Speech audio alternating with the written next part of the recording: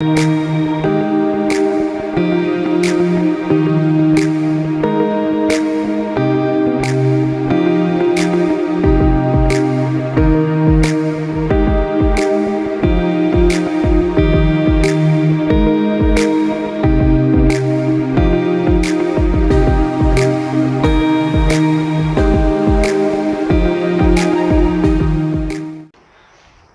To harvest online classes.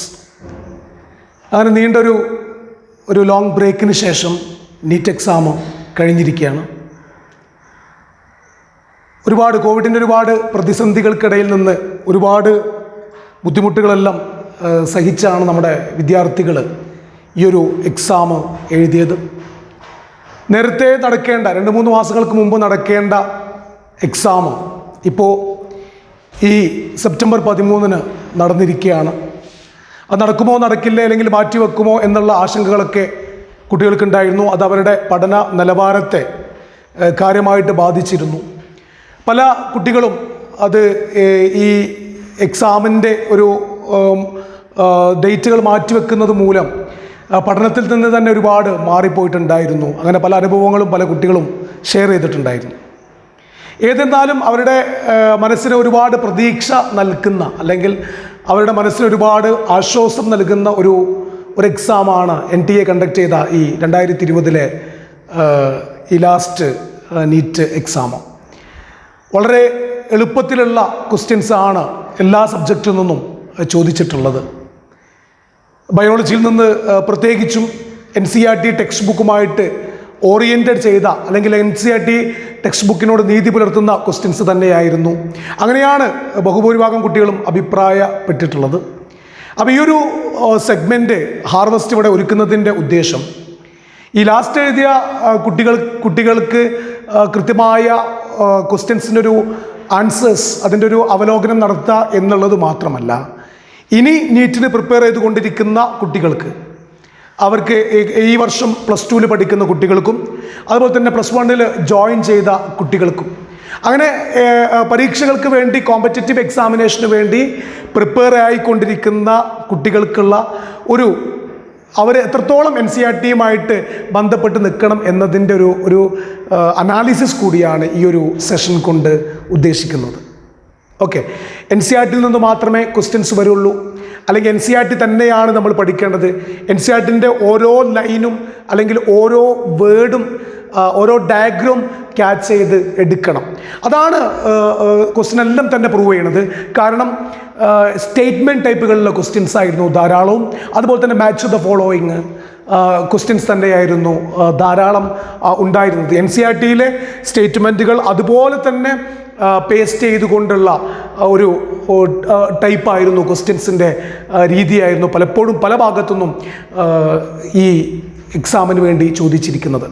അതുകൊണ്ട് കൃത്യമായിട്ട് നിങ്ങൾ ഇനി എക്സാം എഴുതാൻ പോകുന്ന കുട്ടികൾക്ക് കൃത്യമായിട്ടുള്ള ഒരു ബോധത്തോടു കൂടിയാവണം നിങ്ങൾ പഠിക്കേണ്ടത്. NCERT തന്നെ ഫോക്കസ് ചെയ്യുക. 1-2 പ്രാവശ്യം NCERT വായിച്ചിട്ട് നമ്മൾ കോൺഫിഡൻസ് ആവുന്നതിൽ പ്രത്യേകിച്ച് അർത്ഥമൊന്നുമില്ല, അല്ലെങ്കിൽ അതിൽ നമുക്ക് കാര്യങ്ങളൊന്നും മനസ്സിലായിക്കൊള്ളണമെന്നില്ല.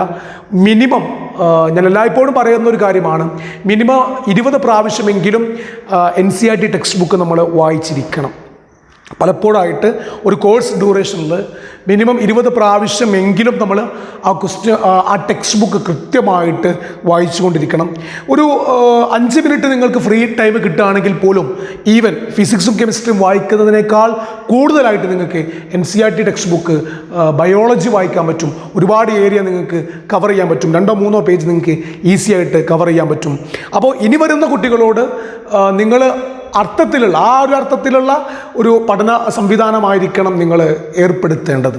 ഒപ്പം ഈ വർഷം എക്സാം എഴുതിയ കുട്ടികളോട് നിങ്ങളിൽ ഒരുപാട് മാനസികമായിട്ട് ഒരുപാട് സ്ട്രെസ് അനുഭവിച്ചിട്ടാണ് ഈ ഒരു എക്സാം എഴുതിയിട്ടുള്ളത് എന്ന് ഞാൻ മനസ്സിലാക്കുന്നു.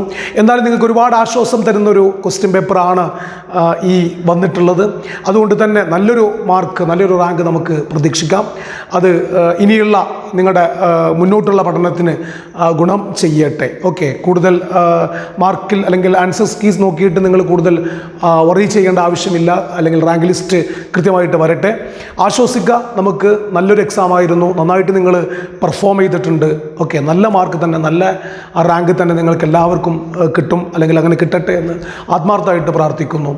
ഓക്കെ, ഒപ്പം ഈ ഇനിയുള്ള എക്സാമുകൾക്ക് വേണ്ടി പ്രിപ്പയർ ചെയ്യുന്ന കുട്ടികൾക്ക് ഹാർഡ് വർക്ക് തന്നെയാണ്, നിങ്ങൾ NCERT ഫോക്കസ് ചെയ്തുകൊണ്ട് പഠിക്കുക തന്നെയാണ് വേണ്ടത്. ഓക്കെ, ഈ ഒരു ക്വസ്റ്റ്യൻ പേപ്പർ അനാലിസിസിൽ ഞാൻ ഉദ്ദേശിക്കുന്നത്, നിങ്ങൾ ആ ക്വസ്റ്റ്യൻ പേപ്പർ ഒന്ന് അനലൈസ് ചെയ്യുകയാണെങ്കിൽ ചില ചാപ്റ്ററിൽ നിന്ന് ക്വസ്റ്റ്യൻ തീരെ ചോദിച്ചിട്ടില്ല എന്ന് നമുക്ക് മനസ്സിലാവും. അതോടൊപ്പം തന്നെ ചില ചാപ്റ്ററുകൾ കൂടുതലായിട്ട് ക്വസ്റ്റ്യൻസ് നമ്മൾ പ്രാധാന്യം കൊടുക്കാത്ത ചില ചാപ്റ്ററുകൾക്ക് കൂടുതൽ ഫോക്കസോട് കൂടിയിട്ട് ക്വസ്റ്റ്യൻ വന്ന് കണ്ടിട്ടുണ്ട്. ഓക്കെ, അങ്ങനെ അപ്പോൾ ചില ചാപ്റ്ററുകൾക്ക് കൂടുതൽ പ്രാധാന്യം വരുന്നുണ്ട്, ചില ചാപ്റ്ററുകൾ പരിഗണിച്ചിട്ടില്ല. ചില ചാപ്റ്ററുകളിൽ നിന്ന് കഴിഞ്ഞ വർഷങ്ങളൊക്കെ തന്നെ ഒരു ക്വസ്റ്റ്യനാണ് ചോദിച്ചിരുന്നത്, അത് ഈ വർഷം 2 ക്വസ്റ്റ്യൻ ആയിട്ടുണ്ട്. ഓക്കെ, അപ്പോൾ ഏതൊക്കെ ചാപ്റ്ററുകളിൽ നിന്ന് ഏതൊക്കെ ഭാഗങ്ങളിൽ നിന്നാണ് ക്വസ്റ്റ്യൻസ് വന്നിട്ടുണ്ട് എന്നുള്ളൊരു അനാലിസിസ് കൂടി ഞാനിവിടെ ഉദ്ദേശിക്കുന്നുണ്ട്. ഓരോ ചാപ്റ്ററിൽ നിന്ന് എത്ര ക്വസ്റ്റ്യൻ ചോദിച്ചിട്ടുണ്ട്, ഈ ക്വസ്റ്റ്യൻ ഏത് ചാപ്റ്ററുമായിട്ട് ബന്ധപ്പെട്ടിട്ടാണ് പോകുന്നത് എന്നുള്ളത് നമുക്ക് ഈ ഒരു സെഷനിൽ അനലൈസ് ചെയ്യാം. മറ്റൊരു പ്രധാനപ്പെട്ട കാര്യം, ചാപ്റ്ററുകളെ ഇന്റർ കണക്ട് ചെയ്തിട്ട് ക്വസ്റ്റ്യൻസ് വന്നിട്ടുണ്ട്. അത് ഞാൻ പലപ്പോഴും സൂചിപ്പിക്കാറുള്ളതാണ്. നിങ്ങൾ ഒരു ചാപ്റ്റർ പഠിക്കുമ്പോൾ ആ ഒരു ചാപ്റ്ററിൽ മാത്രം ഒതുങ്ങി നിന്നുകൊണ്ടാവരുത്. +1 +2 ബയോളജിയിൽ ഏതൊക്കെ ചാപ്റ്ററുമായിട്ട് നിങ്ങൾ പഠിച്ച കണ്ടന്റിന് കണക്ഷൻ ഉണ്ടോ അത് കൃത്യമായിട്ട് നിങ്ങൾ പഠിക്കണം. അത് നിങ്ങൾ പ്രത്യേകിച്ച് നിങ്ങളുടെ നോട്ടിൽ റെഫർ ചെയ്യണം, നോട്ടിൽ എഴുതി വെക്കേണ്ട വേണം. ഈ ഒരു കണ്ടന്റ് ഈ ഒരു ചാപ്റ്ററിലും കൂടി ഞങ്ങൾ പഠിച്ചിട്ടുണ്ട് എന്ന്, അത് ഇങ്ങനെയാണ് എന്നുള്ളത് നിങ്ങൾ കൃത്യമായിട്ട് മനസ്സിലാക്കിയെടുക്കണം. അങ്ങനെയാവണം നിങ്ങൾ പ്രിപ്പയർ ചെയ്യേണ്ടത്. അപ്പോൾ സ്വാഭാവികമായിട്ടും നമ്മുടെ ഒരു നോളജ് ലെവൽ അതൊന്ന് എക്സ്പാൻഡ് ആവാണ്, അല്ലെങ്കിൽ നമ്മൾ കുറച്ചും കൂടി കൺജസ്റ്റ് ആയിട്ട് പോവുകയാണ് ചെയ്യാം. ഓക്കെ, അപ്പോൾ ആ ഇന്റർ കണക്ട് ചെയ്തിട്ട് ഏതൊക്കെ ക്വസ്റ്റ്യൻസ് വന്നിട്ടുണ്ട് എന്നുള്ളത് കൂടി നമുക്ക് എന്ത് ചെയ്യാം, ഇവിടെ ഡിസ്കസ് ചെയ്യാം. ഓക്കെ, അപ്പോൾ ചാപ്റ്റർ വൈസ് അനാലിസിസ് ആണ് ഉദ്ദേശിക്കുന്നത്. അത് കുറച്ചും കൂടി നിങ്ങൾക്ക് ഹെൽപ്ഫുൾ ആവുമെന്ന് വിചാരിക്കുന്നു. ഓക്കെ സ്റ്റുഡൻസ്, നമ്മൾ ക്വസ്റ്റ്യൻ പേപ്പറിൻ്റെ വെർഷൻ E2 ആണ് നമ്മൾ ഡിസ്കസ് ചെയ്യുന്നത്. E2 എന്ന വെർഷനാണ് നമ്മൾ ഡിസ്കസ് ചെയ്യുന്നത്. അതിൽ സുവോളജിയിലെ ക്വസ്റ്റ്യൻസ് മാത്രമാണ് ഈ ഒരു സെഗ്മെൻറ്റിൽ നമ്മൾ ഇവിടെ പ്രിപ്പയർ ചെയ്യണത്. നോക്കാം നമുക്ക്. Question number 91. Which of the following refers to correct example or examples of organisms which have evolved due to changes in environment brought about by anthropogenic action എന്നാണ്. Which of the following refers to correct examples of organisms which have evolved due to changes in environment brought about by anthropogenic action. Anthropogenic action എന്നതുകൊണ്ട് ഉദ്ദേശിക്കുന്നത് human action എന്നതാണ്. Okay, അപ്പോൾ ആ question വന്നത് evolution എന്ന ചാപ്റ്ററിൽ നിന്നാണ് അല്ലേ. നിങ്ങൾക്ക് അതിൻ്റെ ഓപ്ഷൻസ് നോക്കുമ്പോൾ തന്നെ കൃത്യമായിട്ട് മനസ്സിലാക്കി വെക്കാം. എവല്യൂഷൻ എന്ന് പറയുന്ന ഒരു ചാപ്റ്ററിൽ നിന്നാണ് ആ ക്വസ്റ്റ്യൻ വന്നിട്ടുള്ളത്. അപ്പോൾ നമുക്ക് എവല്യൂഷൻ എന്ന് പറയുന്ന ചാപ്റ്ററിൽ ഒരു ക്വസ്റ്റ്യൻ ചോദിച്ചിട്ടുണ്ട്. ഓക്കെ, എവല്യൂഷൻ എന്ന് പറയുന്ന ചാപ്റ്ററിൽ നിന്ന് ഇനി നമുക്കതിൻ്റെ ഓപ്ഷൻസ് നോക്കാം. Darwin finches of Galapagos island, herbicide resistant weeds, during resistant eukaryotes, man created breeds of domesticated animals like dogs. നോക്കൂ, ഈ ഒരു ക്വസ്റ്റ്യൻ NCERT-യിലുള്ളതാണെങ്കിൽ പോലും കൃത്യമായിട്ടുള്ള കൺഫ്യൂഷൻ ആ ക്വസ്റ്റ്യനിലുണ്ട് എന്നാണ് ഞാൻ മനസ്സിലാക്കുന്നത്. ചില സ്റ്റുഡൻസ് വളരെ പെട്ടെന്ന് തന്നെ അത് ആൻസർ ചെയ്തിട്ടുണ്ടാവും. എന്നാൽ കൃത്യമായിട്ടുള്ളൊരു കൺഫ്യൂഷൻ ആ ക്വസ്റ്റ്യനിൽ ക്രിയേറ്റ് ചെയ്തിട്ടുണ്ട്. അതിലൊന്ന്, ഈ herbicide resistant weeds, drug resistant eukaryotes എന്ന കൺസെപ്റ്റ് പറഞ്ഞതിന് ശേഷം വളരെ പെട്ടെന്നാണ് NCERT അഡാപ്റ്റീവ് റേഡിയേഷൻ്റെ ഭാഗമായിട്ട് Darwin finches of Galapagos island വരുന്നത്. അപ്പോൾ ആ ഒരു ഏരിയ സെയിമാണ്. അപ്പോൾ ഏരിയ സെയിം ആയതുകൊണ്ട് തന്നെ എക്സാം ഹാളിൽ ഇരിക്കണം നമ്മൾ പെട്ടെന്ന് ആ ഒരു ഏരിയ സെയിം ആയതുകൊണ്ട് തന്നെ അതെല്ലാം ആൻസർ ചെയ്യാനുള്ളൊരു സാധ്യത അവിടെ കാണുന്നുണ്ട്. മറ്റൊന്ന്, man created breeds of domesticated animals like dogs എന്നത് ഇതുമായിട്ട് ബന്ധപ്പെട്ടൊരു ഏരിയ എന്ന് ചോദിച്ചതല്ല. അത് ആർട്ടിഫിഷ്യൽ സെലക്ഷൻ്റെ ഭാഗമായിട്ട് ചോദിച്ചൊരു ക്വസ്റ്റ്യനാണ്. അതായത് നമ്മൾ ഹോമലോഗസ് ഓർഗൻസും അനാലോഗസ് ഓർഗൻസും പഠിച്ചു കഴിഞ്ഞതിന് ശേഷം ബയോകെമിക്കൽ എവിഡൻസ് പഠിക്കുന്നുണ്ട്, ചെറിയൊരു പാരഗ്രാഫ്. ആ ബയോകെമിക്കൽ എവിഡൻസിന് ശേഷമാണ് ആർട്ടിഫിഷ്യൽ സെലക്ഷൻ. നാച്ചുറൽ സെലക്ഷൻ അല്ല, ആർട്ടിഫിഷ്യൽ സെലക്ഷൻ. നാച്ചുറൽ സെലക്ഷനും ആർട്ടിഫിഷ്യൽ സെലക്ഷനൊക്കെ എവല്യൂഷന് കാരണമായിട്ട് മാറുന്നുണ്ട്. ഓക്കെ, അതിൽ ആർട്ടിഫിഷ്യൽ സെലക്ഷന് സെലക്ടിങ് ഏജന്റ് മാനാണ്. ആർട്ടിഫിഷ്യൽ സെലക്ഷൻ്റെ പ്രത്യേകത സെലക്ടിങ് ഏജന്റ് മാനാണ്. സെലക്ഷൻ്റെ ക്രൈറ്റീരിയ യൂട്ടിലിറ്റി ടു മാനാണ്. സെലക്ഷൻ്റെ ക്രൈറ്റീരിയ യൂട്ടിലിറ്റി ടു മാനാണ്. അപ്പോൾ ആ പാരഗ്രാഫ് ഇൻസൈറ്റ് തുടങ്ങുന്നത് തന്നെ അങ്ങനെയാണ്. മാൻ ആസ് ക്രിയേറ്റഡ് ബ്രീഡ്സ് അല്ലേ, ഇൻറ്റൻസീവ് ബ്രീഡിംഗ് പ്രോഗ്രാം വഴി, ഇൻറ്റൻസീവ് ബ്രീഡിംഗ് പ്രോഗ്രാം, സൊമാറ്റിക് ഹൈബ്രിഡൈസേഷന്, അതുപോലെ തന്നെ MOET multiple ovulation, embryo transfer തുടങ്ങിയ മെത്തേഡ് വഴി മനുഷ്യന് ഒരുപാട് സങ്കര ഇനം ജീവികളെയും അതുപോലെ തന്നെ പ്ലാന്റ്സിനെയൊക്കെ തന്നെ ക്രിയേറ്റ് ചെയ്തിട്ടുണ്ട്. അങ്ങനെയാണ് അവിടെ അവർ പിസി കൾച്ചർ, അതുപോലെ തന്നെ എപ്പി കൾച്ചർ, ഓക്കെ, സെറി കൾച്ചർ, അതുപോലെ തന്നെ അത്തരത്തിലുള്ള ഹോർട്ടിക്കൾച്ചർ, മെഡിസിനൽ പ്ലാന്റ്സിൻ്റെ ഇമ്പോർട്ടൻസ് ഉള്ള ഹോർട്ടിക്കൾച്ചർ, അതെല്ലാം തന്നെ മനുഷ്യൻ ക്രിയേറ്റ് ചെയ്തെടുത്തതാണ്. എർത്ത് അത് ചെയ്യുകയാണ് എങ്കിൽ, യൂണിവേഴ്സ് അത് ചെയ്യുകയാണ് എങ്കിൽ സ്വാഭാവികമായിട്ടും മില്യൺസ് ഓഫ് ഇയേഴ്സ് എടുക്കും. ഓക്കെ, അപ്പോൾ യൂണിവേഴ്സ് മില്യൺസ് ഓഫ് ഇയേഴ്സ് എടുക്കുന്ന അല്ലെങ്കിൽ ഹൺഡ്രഡ്സ് ഓഫ് ഇയേഴ്സ് എടുക്കുന്ന ആ ഒരു എവല്യൂഷൻ പ്രോസസ്സ് ഒരു ചെറിയ സമയത്തിനുള്ളിലാണ് മനുഷ്യൻ്റെ ആക്ടിവിറ്റീസ് മൂലം, ഹ്യൂമൻ ആക്ടിവിറ്റീസ് മൂലം അവിടെ സംഭവിക്കാം. ഓക്കെ, അപ്പോൾ ആർട്ടിഫിഷ്യൽ സെലക്ഷൻ്റെ പ്രത്യേകത സെലക്ടിങ് ഏജന്റ് മാനാണ്. സെലക്ഷൻ്റെ ക്രൈറ്റീരിയ യൂട്ടിലിറ്റി ടു മാനാണ്. സെലക്ഷൻ്റെ ക്രൈറ്റീരിയ യൂട്ടിലിറ്റി ടു മാനാണ്. ആ പോയിന്റ് പ്രശ്നം ശ്രദ്ധിക്കുക. അവിടെ ആന്ത്രോപോജനിക് ആക്ഷനാണ് വരുന്നത്. അപ്പോൾ അതിൽ നിന്ന് ഇൻഡിപെൻഡൻ്റ് ആയിട്ടുള്ള ഒരു ഏരിയയാണ് ആ ഓപ്ഷനിൽ കാണുന്നത്. അപ്പോൾ ചെറിയൊരു കൺഫ്യൂഷൻ സ്വാഭാവികമായിട്ടും ആ ക്വസ്റ്റ്യൻ വായിക്കുമ്പോൾ ഉണ്ടാവും. പക്ഷെ നിങ്ങൾ അതിൻ്റെ ഓപ്ഷൻസ് അനലൈസ് ചെയ്യുകയാണെങ്കിൽ അത്തരത്തിലുള്ളൊരു കൺഫ്യൂഷൻ അവിടെ സാധ്യതയില്ല. നമ്മൾ പിന്നെ ABCD ഫോക്കസ് ചെയ്യുകയാണെങ്കിൽ സാധ്യതയുണ്ട്. പക്ഷേ ഓപ്ഷനിൽ നിന്ന് വളരെ ക്ലിയർ ആണ് അതിൻ്റെ ആൻസർ ഏതാണ് എന്നുള്ളത്. Darwin finches of Galapagos island നോക്കൂ.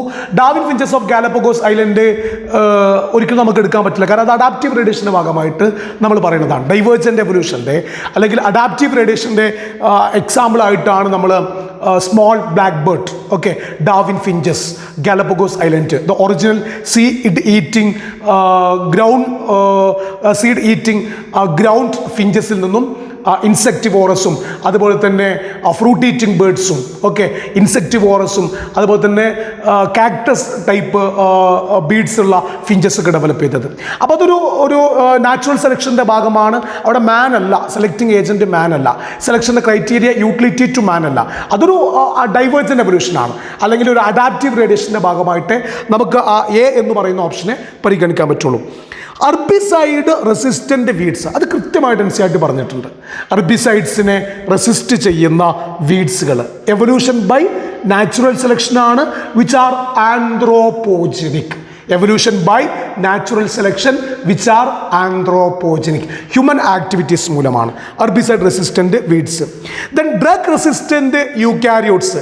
ഡ്രഗ് റെസിസ്റ്റൻ്റ് യൂക്യാരിയോട്ടിലും ഒരു കൺഫ്യൂഷൻ അനുസരിച്ചിട്ടുണ്ട്. കാരണം അവിടെ സ്വാഭാവികമായിട്ടും മൈക്രോബ്സിൻ്റെ കേസിലാണ് പറയുന്നത്. Antibiotic resistance developed in bacteria, ബാക്ടീരിയയിലുള്ള ആൻറ്റിബയോട്ടിക്കിൻ്റെ റെസിസ്റ്റൻസ്, അതും evolution by natural selection which are ആന്ത്രോപോജനിക്കിന് എക്സാമ്പിളായിട്ട് പറയുന്നുണ്ട്. Antibiotic resistance developed in bacteria എന്ന് പറയുന്ന ഒരു കേസ്. ഓക്കെ, അപ്പോൾ അതൊക്കെ അവിടെ പറയുന്നുണ്ട്. പക്ഷേ ഈ ബാക്ടീരിയൻ്റെ കേസ് വരുമ്പോൾ സ്വാഭാവികമായിട്ട് നിങ്ങൾ ആലോചിക്കും, പ്രോക്യാരിയോട്ട് അല്ല അവിടെ പറഞ്ഞത്, യൂക്യാരിയോട്ട് പറഞ്ഞിട്ടില്ലല്ലോ. പക്ഷേ കുറച്ച് താഴേക്ക് ഇങ്ങനെ വന്നു കഴിഞ്ഞാൽ NCERT കൃത്യമായിട്ട് പറയുന്നുണ്ട് ഡ്രഗ് റെസിസ്റ്റൻ്റ് യൂക്യാരിയോട്ട്. അത് NCERTലുണ്ട്, ഡ്രഗ് റെസിസ്റ്റൻ്റ് യൂക്യാരിയോട്ട്സ് എന്നുള്ളത്. അപ്പോൾ ക്വസ്റ്റ്യൻ പേപ്പർ ഇട്ട ആളൊരു പ്രിപ്പറേഷൻ നോക്കും നിങ്ങൾ. അവിടെ നിന്ന് ഒരു അത്യാവശ്യം ഒരു കൺഫ്യൂഷൻ വരാവുന്ന രീതിയിൽ ഉള്ള ഒരു ക്വസ്റ്റ്യൻ ആണ്. പക്ഷേ ഓപ്ഷൻസ് നോക്കുകയാണെങ്കിൽ വളരെ വ്യക്തമാണ്. ഹെർബിസൈഡ് റെസിസ്റ്റൻ്റ് വീഡ്സ് കറക്റ്റാണ്, ഡ്രഗ് റെസിസ്റ്റൻ്റ് യൂക്യാരിയോട്ട് കറക്റ്റാണ്, man created breeds of domesticated animals like dogs. Okay, അപ്പോൾ അതിന് ആൻസർ ആയിട്ട് വരുന്നത് BCD ആണ്, 91. ഓക്കെ, വെർഷൻ E2 ആണ് നമ്മൾ ചെയ്യുന്നത്. അതിൽ 91ൻ്റെ ആൻസർ ഓപ്ഷൻ 3 ആണ്. ഓക്കെ, BCD ആണ്. ഇനി 92 നോക്കാം നമുക്ക്. Match the following columns and select the correct option. Match the following ആണ്. മാച്ച് ദ ഫോളോയിങ് ഒരുപാട് ക്വസ്റ്റ്യൻസ് ഉണ്ട്. Match the following columns and select the correct option. Column 1, column 2. Column 1 organ of Corti, cochlea, Eustachian tube, stapes. Column 2 connect middle ear and pharynx, coiled part of labyrinth attached to the oval window located on the basilar membrane. അത് പരിപൂർണമായിട്ടും text ബുക്കിനോട് നീതി പുലർത്തുന്ന വളരെ സിമ്പിളായ ഒരു question ആണ്. ആ കൺഫ്യൂഷനൊന്നും അവിടെ കൃത്യമായിട്ട് ഇല്ല എന്ന് തന്നെ നമുക്ക് പറയാം. നോക്കൂ, ഓർഗൻ ഓഫ് കോട്ടി. ഈ കൺസെപ്റ്റ് 2 ചാപ്റ്ററിൽ വന്നിട്ടുണ്ട് കേട്ടോ. 2 ചാപ്റ്ററിൽ വന്നിട്ടുണ്ട് ആ ഓർഗൻ ഓഫ് കോട്ടിൻ്റെ കാര്യം എന്ന് ഞാൻ പറയാൻ കാരണം, ന്യൂറൽ കൺട്രോൾ ആൻഡ് കോർഡിനേഷൻ എന്ന് പറയുന്ന അതിൽ പിന്നെ ഇയറിൻ്റെ ഭാഗത്തു നിന്ന് മാത്രമല്ല. ഓക്കെ, പലപ്പോഴും കുട്ടികൾ ഇയർ എന്ന് പറയുന്ന ഭാഗം പഠിക്കാൻ മടിക്കാറുണ്ട്. അതിലുള്ള കൺസെപ്റ്റ് കുറച്ച് ബുദ്ധിമുട്ടായതുകൊണ്ട്. പക്ഷെ കൃത്യമായിട്ട് അത് പഠിക്കണം. എല്ലാവരും പഠിക്കും, പക്ഷേ ഇയർ ആരും അധികം അത്രത്തോളം കണ്ട് ഫോക്കസ് ചെയ്യാറില്ല. പക്ഷേ NCERT ഇത് മനസ്സിലാക്കിയിട്ട് തന്നെ കൃത്യമായിട്ട് ആ ഭാഗത്തേക്ക് കൊടുത്ത ഒരു ക്വസ്റ്റ്യൻ ആണത്. അപ്പോൾ ആ ഇയറിൻ്റെ ആ ഭാഗത്ത് നിങ്ങൾ ആ ഒരു വെസ്റ്റിബുലാർ അപ്പാരറ്റസ് പഠിക്കുന്ന അല്ലെങ്കിൽ അതിന് മുമ്പ് വെസ്റ്റിബുലാർ അപ്പാരറ്റസിന് മുമ്പ് പിന്നെ കോക്ലിയയുമായിട്ട് ബന്ധപ്പെട്ട കാര്യം മാത്രമല്ല ഈ ഓർഗൻ ഓഫ് കോട്ടി എന്ന് പറയുന്ന ഭാഗം. നമ്മുടെ ഫിസിയോളജി തുടങ്ങുന്നതിന് മുമ്പ്, I mean digestion and absorption എന്ന് പറയുന്ന ഏരിയ തുടങ്ങുന്നതിന് മുമ്പ് ഒരു സയൻറ്റിസ്റ്റിൻ്റെ പടം കൊടുത്തിട്ട് കുറച്ച് ഫീച്ചേഴ്സ് പറയുന്നുണ്ട് അല്ലേ? ആരാണത്? അൽഫോൺസോ കോട്ടി. 1822 to 1888. 1851 അദ്ദേഹം 2 കാര്യങ്ങൾ കണ്ടുപിടിക്കുകയാണ്. ഒന്നാമത്തേത് റെപ്റ്റൈൽസിൻ്റെ ഒരു കാർഡിയോ വാസ്കുലാർ സിസ്റ്റവുമായിട്ട് ബന്ധപ്പെട്ട ഒരു കാര്യം അദ്ദേഹം മനസ്സിലാക്കുന്നുണ്ട്. മറ്റൊന്ന്, basilar membrane of cochlea consist of hair cells and that hair cells convert sound vibrations into nerve impulse and that area is known as organ of Corti. Okay, basilar membrane of cochlea consists of hair cells which convert sound vibrations into nerve impulse and that area is known as what? Organ of Corti. Okay, അപ്പോൾ അതാണ് Alfonso Corti. അപ്പോൾ organ of Corti located on the basilar membrane. അതൊരു കറക്റ്റായിട്ട് നമുക്ക് കൊടുക്കാം. So A4. Okay, 92ാമത്തെ ക്വസ്റ്റ്യനിൽ നമുക്ക് പറയാൻ പറ്റിയ A എന്ന് പറയുന്ന ഓപ്ഷൻ നമുക്ക് 4 കൊടുക്കാം. ഓക്കെ, ഇതിനകത്ത് കോക്ലിയ എന്ന് പറയുമ്പോൾ കോയിൽഡ് പാർട്ട് ഓഫ് ലേബ്രിന്ത് ആണ്. സ്നെയിൽ ലൈക്കാണ്. ഓക്കെ, സ്നെയിൽ ലൈക്ക് സ്ട്രക്ചറാണ്. കോയിൽഡ് പാർട്ട് ഓഫ് ലേബ്രിന്താണ്. സ്നെയിൽ ലൈക്ക് സ്ട്രക്ചറാണ്. അപ്പോൾ കോക്ലിയ കോയിൽഡ് പാർട്ട് ഓഫ് ലേബ്രിന്താണ്. ഓക്കെ, അതവിടെ കണക്ട് ചെയ്യാൻ നമുക്ക് പറ്റുള്ളൂ. അപ്പോൾ നമുക്ക് അത് കൊടുക്കാം. അതുകൊണ്ട് ബീൻ്റെ ആൻസർ ആയിട്ട് അവിടെ വരുന്നത് 2 ആണ്. ഓക്കെ, കോയിൽഡ് പാർട്ട് B2 ആണ്. Then Eustachian tube connect middle ear with pharynx. Middle ear with pharynx നിങ്ങൾ പഠിക്കുന്നതാണ്. ഈ എയറിൻ്റെ പ്രഷർ റെഗുലേഷൻ എയർ പ്രഷറിനെ റെഗുലേറ്റ് ചെയ്യാൻ വേണ്ടിയിട്ട് ആ മിഡിൽ ഇയറിൻ്റെ 2 സൈഡിൽ ദാറ്റ് മീൻസ് എയർ ഇങ്ങനെ വരുന്നുണ്ട്, അതുപോലെ തന്നെ എയർ ഈ രീതിയിലും വരുന്നുണ്ട്. അപ്പോൾ ഈ 2 ഭാഗത്തുള്ള എയറിനെ കൺട്രോൾ ചെയ്യാൻ വേണ്ടിയിട്ട് മിഡിൽ ഇയറിനെ ഫാരിങ്സുമായിട്ട് കണക്ട് ചെയ്തിട്ടുണ്ട്.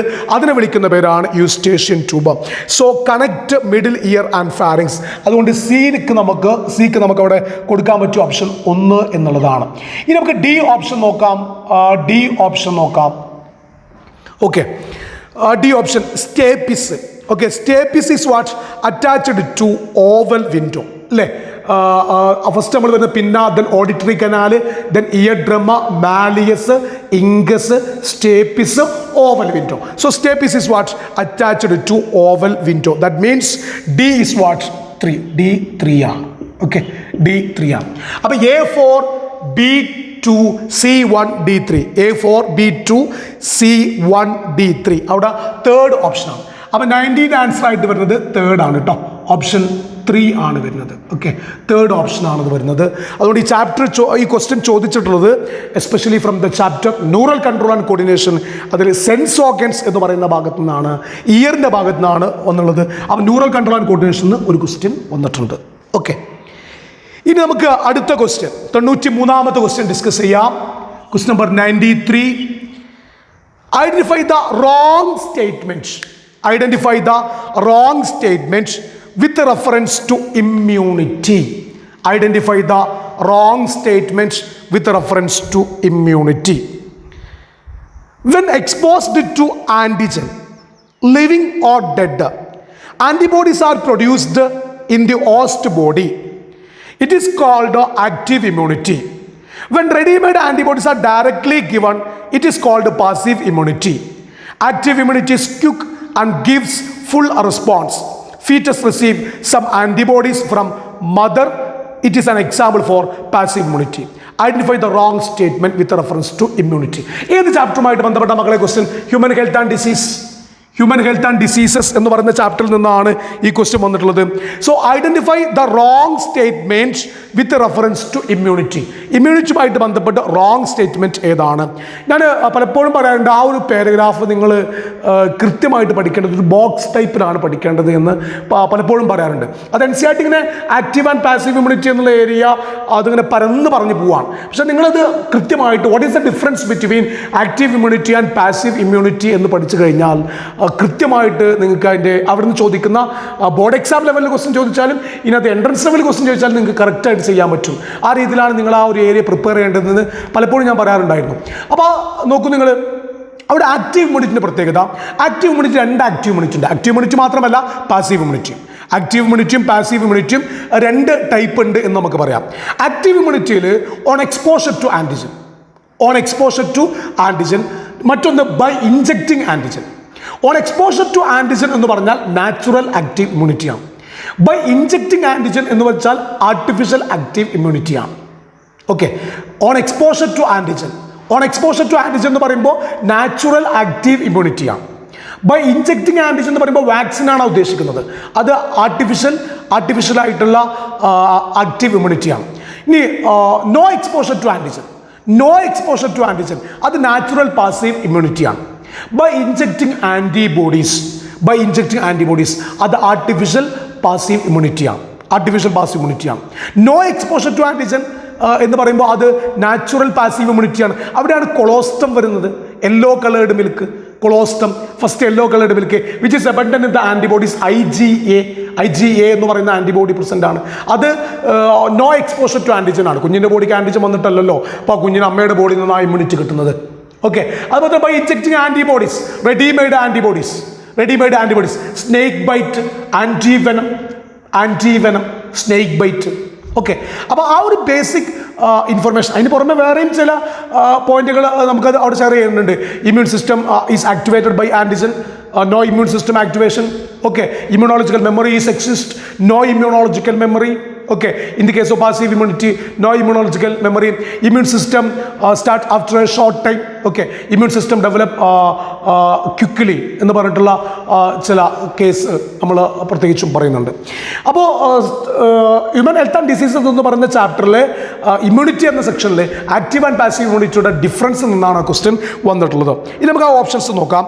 When exposed to antigen, on exposure to antigen, നോക്കൂ ഞാൻ പറഞ്ഞ അതേ statement, living or dead whatever it may be, antibodies are produced in host body, ഹോസ്റ്റിൻ്റെ ബോഡി ആൻറ്റിബോഡീസ് പ്രൊഡ്യൂസ് ചെയ്യും. It is called active immunity, അത് active ഇമ്മ്യൂണിറ്റിയാണ്. അടുത്ത, when readymade antibodies are directly given, it is called passive immunity. Yeah, it is the artificial passive immunity. Active immunity is quick alla, active immunity slow aanu. Active immunity quick alla, active immunity slow aanu and give full response. Active immunity quick alla, slow aanu. Passive immunity aanu quick ആയിട്ട് വരുന്നത്. ഞാൻ പറഞ്ഞല്ലോ, immune system develop after A short time, immune system develop immediately. അപ്പോൾ പിന്നെ health and ഡിസീസിൽ നിന്നാണ് question വന്നിട്ടുള്ളത്. അതിൽ 93-ാമത്തെ ക്വസ്റ്റ്യൻ 3 എന്ന് പറയുന്നത് സ്വാഭാവികമായിട്ട് അവിടെ 3 എന്ന് പറയുന്നത് ആണതിൻ്റെ കീഴിൽ വരുന്നത്. ഇനി അടുത്ത് നോക്കൂ, foetus receive some antibodies from mother, it is an example for passive immunity. Natural passive immunity, colostrum abundant of the antibody IgA. Okay, അപ്പോൾ ആ ക്വസ്റ്റ്യൻ ആൻസർ വരുന്നത് 3 ആണ്. 93-ാമത്തെ ക്വസ്റ്റ്യൻ കേട്ടോ. ഇനി നമുക്ക് 94-ാമത്തെ ക്വസ്റ്റ്യൻ നോക്കാം. 94-ാമത്തെ ക്വസ്റ്റ്യൻ ഡിസ്കസ് ചെയ്യാം. നോക്കിക്കോളൂ. Select the correct events that occur during inspiration. Select the correct events that occur during inspiration. The question from the chapter breathing and exchange of gas. Question from the chapter breathing and exchange of gas. നോക്കൂ, select the correct events that occur during inspiration. Mechanism of respiration എന്ന് പറയുന്നൊരു ഭാഗമുണ്ട് അല്ലേ. Mechanism of റെസ്പിറേഷനിൽ നിന്ന് mechanism of inspiration ഉണ്ട്, mechanism of expiration ഉണ്ട്. Okay, mechanism of inspiration ഉണ്ട്, മെക്കാനിസം ഓഫ് എക്സ്പിറേഷൻ ഉണ്ട്. ആ ഭാഗത്താണ് ഈ ക്വസ്റ്റ്യൻ വന്നിട്ടുള്ളത്. So select the correct events that occur during inspiration. Contraction of diaphragm. ഇൻസ്പിറേഷൻ്റെ സമയത്ത് ഡയഫ്രം കോൺട്രാക്ട് ചെയ്യുന്നു അല്ലേ? ഡയഫ്രം കോൺട്രാക്ട് ചെയ്യുമ്പോഴല്ലേ തൊറാക്സിൻ്റെ ആൻറ്റീരിയോ പോസ്റ്റീരിയർ വോളിയം കൂടാം. അപ്പോഴല്ലേ ലങ്സിൻ്റെയും ആൻറ്റീരിയോ പോസ്റ്റീരിയർ വോളിയം കൂടാം. ഓക്കെ, അപ്പോൾ കോൺട്രാക്ഷൻ ഓഫ് ഡയഫ്രം കറക്റ്റ് ആണ്. ഇനി contraction of external intercostal muscles. External intercostal muscles contract ചെയ്താൽ the ribs and sternum lifts up. Instant കൃത്യമായിട്ട് പറയുന്നുണ്ട്. Contraction of the diaphragm, contraction of the external intercostal muscles causes the lifting of the lifts up ribs and sternum from their normal position. Okay, അതിന് normal പൊസിഷനിൽ നിന്ന് റിബ്സും സ്റ്റേണും എന്ത് ചെയ്യുന്നു? മുകളിലേക്ക് പൊങ്ങും. റിബ്സും സ്റ്റേണും മുകളിലേക്ക് പൊങ്ങുമ്പോൾ ഡോർസോ വെൻട്രൽ ആക്സിസിൽ തൊറാക്സിന്റെ വോളിയം കൂടും. ഡോർസോ വെൻട്രൽ ആക്സിസിൽ തൊറാക്സിന്റെ വോളിയം കൂടുമ്പോൾ ലങ്സിന്റെയും വോളിയം എന്ത് ചെയ്യും? ഡോർസോ വെൻട്രൽ ആക്സിസിൽ കൂടും. കൃത്യമായിട്ട് NCERT പറഞ്ഞിട്ടുണ്ട്. അടുത്ത pulmonary volume decreases. Pulmonary volume decreases, intra pulmonary pressure increases. നോക്കൂ, എയും ബിയും നമുക്ക് ഈസി ആയിട്ട് നമുക്ക് പറയാം. എയും ബിയും ഇൻസ്പിറേഷൻ്റെ കറക്റ്റ് സ്റ്റേറ്റ്മെൻ്റ് ആണെന്നുള്ളത്. പക്ഷേ സിയിലും ഡിയിലും ഒരു കൺഫ്യൂഷൻ ഉണ്ട് അല്ലേ? അവിടെ നമ്മളൊന്ന് സ്റ്റക്കാവും ആ ക്വസ്റ്റ്യനിൽ. ത്രൂ ഔട്ട് നമ്മളാണ് പോയി കഴിഞ്ഞാൽ ഫ്ലോ കൊണ്ട് കിട്ടില്ല നമുക്ക്. Pulmonary volume decreases. Pulmonary volume, ലങ്സിൻ്റെ വോളിയം എന്ത് ചെയ്യുന്നു? ഡിക്രീസ് ചെയ്യുന്നു. V is proportional to 1/p. Boyle's law. Okay, V is proportional to 1/p. അത് നമുക്ക് അപ്ലൈ ചെയ്യാം. അത് അപ്ലൈ ചെയ്താൽ വളരെ ഈസി ആയിട്ട് നമുക്ക് ആ ക്വസ്റ്റിന് ആൻസർ കണ്ടുപിടിക്കാം. മാത്രമല്ല ചില ഒബ്ജക്റ്റീവ് ബുക്കിലൊക്കെ തന്നെ അത്തരത്തിലുള്ള ക്വസ്റ്റ്യൻസ് ഞാൻ കണ്ടിട്ടുണ്ട്. അങ്ങനെ ബോയ്സ് ലോൻ്റെ ആപ്ലിക്കേഷൻ ലെവലിൽ ചോദിച്ചുകൊണ്ട് അങ്ങനെ ക്വസ്റ്റ്യൻ വന്നതായിട്ട് കണ്ടിട്ടുണ്ട്. മാത്രമല്ല അതല്ലെങ്കിൽ നിങ്ങളിങ്ങനെ ആലോചിച്ചാൽ മതി. ആ ഒരു മെക്കാനിസം ഓഫ് റെസ്പിറേഷൻ എന്ന് പറയുന്ന ഭാഗം തുടങ്ങുന്നത് തന്നെ during inspiration. Intrapulmonary pressure. Intrapulmonary pressure is less than that of atmospheric pressure. Negative പ്രഷറാണ് ഫീൽ ചെയ്യുക. ലങ്സിൻ്റെ അകത്തുള്ള പ്രഷർ നമ്മൾ കാൽക്കുലേറ്റ് ചെയ്യുകയാണെങ്കിൽ സ്വാഭാവികമായിട്ടും നമുക്ക് അവിടെ കിട്ടുന്ന വാല്യൂസ് എന്താണ്? നെഗറ്റീവ് ആയിരിക്കും. So intrapulmonary pressure is less than that of atmospheric pressure. Okay, അപ്പോൾ ഡി നോക്ക്. Intrapulmonary pressure increases. No, intrapulmonary pressure decreases. It has negative charge. Negative values ആണ്, not negative charge, negative values ആണ് അതിൽ വരിക. Okay, zero അല്ല, സീറോക്ക് താഴെയുള്ള values ആണ് intra pulmonary പ്രഷറിൽ വരിക. ഓക്കെ, പ്രഷർ ഡിക്രീസ് ചെയ്യുകയാണെങ്കിൽ പിന്നെ വോളിയം എന്ത് ചെയ്യണം? ഇൻക്രീസ് ചെയ്യല്ലേ വേണ്ടത്? വോളിയം ഇൻക്രീസ് ചെയ്യാണ് വേണ്ടത്. സോ പൾമോണറി വോളിയം ഇൻക്രീസ് ചെയ്യണം. Okay, intrapulmonary pressure decrease ചെയ്യണം. രണ്ടും തിരിച്ചിട്ടാണ് അവർ കൊടുത്തിട്ടുള്ളത്. അതുകൊണ്ട് contraction of diaphragm, contraction of external intercostal മസിൽസും കറക്റ്റ് ഓപ്ഷനാണ്. അപ്പോൾ 94ാമത്തെ ക്വസ്റ്റ്യൻ്റെ ആൻസറായിട്ട് നമുക്ക് ഒന്നാമത്തത് എടുക്കാം, എ ആൻഡ് ബി. ഓക്കെ, 94 ഒന്നാണ്, A and B. Okay, A and B എന്നുള്ളതാണ് അവിടെ വരുന്ന ആൻസേഴ്സ്. ക്ലിയർ ആണല്ലോ? ഇനി 96ാമത്തെ ക്വസ്റ്റ്യൻ നോക്കാം നമുക്ക്. 96ാമത്തെ ക്വസ്റ്റ്യൻ നോക്കിക്കോളൂ. The infectious stage of plasmodium that enters the human body is. വളരെ സിമ്പിളായ ക്വസ്റ്റ്യൻ. വീണ്ടും ഹെൽത്ത് ആൻഡ് ഡിസീസ് നോക്കൂ. ഹെൽത്ത് ആൻഡ് ഡിസീസിന് രണ്ടാമത്തെ ക്വസ്റ്റ്യൻ. ഹെൽത്ത് ആൻഡ് ഡിസീസിന് രണ്ടാമത്തെ ക്വസ്റ്റ്യൻ. ഒരു കൺഫ്യൂഷനും അവിടെ കൊടുത്തിട്ടില്ല. വളരെ സിമ്പിളായ NCERTയിൽ നിന്ന് നിങ്ങൾ ബോർഡ് എക്സാം ലെവലിൽ തന്നെ പഠിക്കുന്നൊരു ക്വസ്റ്റ്യനാണ് അല്ലേ? അല്ലെങ്കിൽ ബോർഡ് എക്സാമിന് തന്നെ ചോദിക്കുന്ന ഒരു ക്വസ്റ്റ്യൻ ആണത്. Infectious stage of plasmodium that enters the human body as sporozoite. As sporozoite. 96ൻ്റെ ആൻസർ 2ആണ്. ഓക്കെ, സ്പോറോസോയിറ്റ് ആണ്. So infectious stage of plasmodium that enters the human body is sporozoite. അവിടെ ഓപ്ഷൻസിൽ ചിലപ്പോൾ NCERT വിട്ടു പോയിട്ടുണ്ട് എന്ന് തന്നെ പറയാം. ഡെഫിനറ്റ്ലി ഷുവറാണ്. അതിൻ്റെ ഓപ്ഷൻസ് എന്തായാലും NCERT വിട്ടു പോയിട്ടുണ്ട്. എസ്പെഷ്യലി ട്രോപ്പോസോയിറ്റ് അത് NCERT പറഞ്ഞിട്ടില്ല. ഓക്കെ, അതിൻ്റെ ലൈഫ് സൈക്കിളുമായിട്ട് ബന്ധപ്പെട്ടൊരു സ്റ്റേജാണ്. ലൈഫ് സൈക്കിളുമായിട്ട് ബന്ധപ്പെട്ട ഒരു സ്റ്റേജാണ് ട്രോപ്പോസോയിറ്റ്. അത് അതിൻ്റെ ഹോസ്റ്റിൽ നിന്ന് ഏതാണോ ഈ വേമ പ്ലാസ്മോഡിയം ഏത് ഹോസ്റ്റിനെയാണോ ഡിപ്പെൻഡ് ചെയ്യണത് ആ ഹോസ്റ്റിൽ നിന്നും അത് പിന്നെ ന്യൂട്രിയൻസ് എടുക്കുന്ന അതിൻ്റെ ലൈഫ് സൈക്കിളുമായിട്ട് ബന്ധപ്പെട്ട് ഹോസ്റ്റ് ബോഡിയിൽ നിന്ന് പ്ലാസ്മോഡിയം അതിൻ്റെ ലൈഫ് സൈക്കിളിൽ ന്യൂട്രിയൻസ് ന്യൂട്രിയൻസ് അബ്സോർബ് ചെയ്യുന്നതുമായിട്ട് ബന്ധപ്പെട്ട് നമ്മൾ പറയുന്ന പേരാണ് ട്രോപ്പോസോയിറ്റ് എന്നുള്ളത്. അതുപോലെ തന്നെ ഫീമെയിൽ ഗാമിറ്റോസൈറ്റ് എന്ന് പറഞ്ഞാൽ ആരാ? ഊസൈറ്റ്. ദെൻ മെയിൽ ഗാമിറ്റോസൈറ്റ് എന്ന് പറയുമ്പോൾ spermatocyte, means precursor of sperm cells, സ്പേമിനെ പ്രൊഡ്യൂസ് ചെയ്യുന്ന സെൽസ്. ഓക്കെ, അപ്പോൾ 3ഉം 4ഉം NCERT വിട്ടു പോയിട്ടില്ല. അതൊക്കെ വേറൊരു രൂപത്തിൽ ചോദിച്ചു എന്നേ ഉള്ളൂ. പക്ഷേ ഒന്നാമത്തെ ഓപ്ഷൻ എന്തായാലും NCERT വിട്ടു പോയതാണ്. പക്ഷെ അതിനൊന്നും ആവശ്യത്തിലില്ല. പക്ഷെ വളരെ വ്യക്തമായിട്ട് ആൻസർ കൊടുത്തിട്ടുണ്ട് അതിൽ. പിന്നെ ബോർഡ് എക്സാം ലെവൽ വന്നൊരു ക്വസ്റ്റനുമാണ്. ഓക്കെ, അതുകൊണ്ട് നിങ്ങൾ അതിന് ഒരിക്കലും ഒരു NCERT വിട്ട ക്വസ്റ്റൻ ആയിട്ട് നമുക്ക് ആൻസർ ചെയ്യാൻ പറ്റില്ല. ഓക്കെ, 96ാമത്തെ ക്വസ്റ്റൻ ആൻസർ ഓപ്ഷൻ 2 ആണ്. The question from the chapter human health and diseases. Okay, ഇനി വരുന്ന ക്വസ്റ്റ്യൻസ് അതൊക്കെ ബോട്ടണിയുമായിട്ട് ബന്ധപ്പെട്ട ക്വസ്റ്റ്യൻസ് ആണ്. ഓക്കെ, മറ്റൊരു ക്വസ്റ്റ്യൻ നോക്കൂ. 101ാമത്തെ question, question number 101. Question from the chapter Reproductive Health. In which of the following techniques the embryos are transferred to assist those female who can't conceive? In which of the following techniques embryos are transferred to assist those female who can't conceive? ZIFT ഉണ്ട്, IUT ഉണ്ട് ഒന്നാമത്തെ option, GIFT ZIFT ഉണ്ട് ഒന്നാമത്തെ option, then ICSI and GIFT ഉണ്ട് മറ്റൊരു ഓപ്ഷനിൽ, GIFT and ICSI ഉണ്ട്. The question from the chapter reproductive ഹെൽത്തിൽ നിന്നാണ് ആ ക്വസ്റ്റ്യൻ വന്നിട്ടുള്ളത്. ഓക്കെ, റീപ്രൊഡക്റ്റീവ് ഹെൽത്തിന് അത്ര വളരെ പ്രധാനപ്പെട്ട ഒരു ചാപ്റ്ററായിട്ട് നമ്മൾ പരിഗണിക്കാറില്ല. പക്ഷെ നോക്കൂ, നീറ്റ് എക്സാമിനേഷന് അതിൻ്റെ ഭാഗത്തു നിന്ന് വളരെ കൃത്യമായൊരു ക്വസ്റ്റ്യൻ വന്നിട്ടുണ്ട്. Okay, in which of the following technique the embryos are transferred? Question കൃത്യമായിട്ടുണ്ട്, എംബ്രിയോസ് ആർ ട്രാൻസ്ഫേർഡ്. നമ്മൾ ടെൻഷനിൽ ആ ക്വസ്റ്റിനെ സമീപിക്കരുത് ഒരിക്കലും. വളരെ ഈസി ആയിട്ട് ഒരു ഫ്രീ മൈൻഡോട് കൂടി ആ ക്വസ്റ്റ്യൻ നോക്കണം.